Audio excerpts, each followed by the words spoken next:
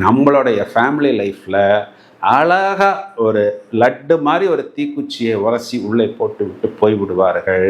பிறகு அதுவே இங்கு பற்றி கொண்டு எரிந்து ஃபேமிலி லைஃப்பை சின்ன பின்னமாக ஆக்கிவிடும் அப்படின்னு சொல்வது தான் நிதர்சனமான உண்மை. இதெல்லாம் நிறைய இடங்களில் நடந்திருக்கிறது. நான் சொல்கிறேன், இந்த விஷயங்கள்லாம் இப்போ இந்த கவிதா, காவ்யா இந்த மாதிரி பேர் வரக்கூடிய நபர்கள், குறிப்பாக இவங்கள்லாம் நிறையா நம்ம லவ் மேரேஜில் பார்க்க முடியும். ஏன்னா இந்த ராசியில் இருக்கக்கூடிய அந்த ராகுங்கிற நட்சத்திரம் இவர்களை தூண்டிவிடும்.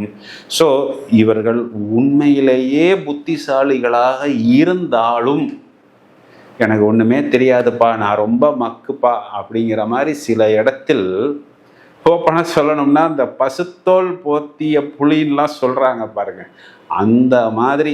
அதாவது ஆதிவாசி அடக்கிவாசின்னு சொல்கிறோம் இல்லையா? ஸோ மிதுனராசி சகோதரிகள் நிறையா இடங்களில் நிறையா விஷயங்கள் தெரிந்திருந்தாலும் அதாவது நம்ம மெயினாக சொல்கிறது இந்த குடும்ப வாழ்க்கையில், அதுவும் இந்த புகுந்த வீட்டில் தெரியாத மாதிரி காட்டி கொண்டு போனால் இதுதான் உங்களுக்கு வெற்றி. என்னடா நான் இப்படி சொல்கிறேனே அப்படின்னு நினைத்து கொள்ள வேண்டாம்.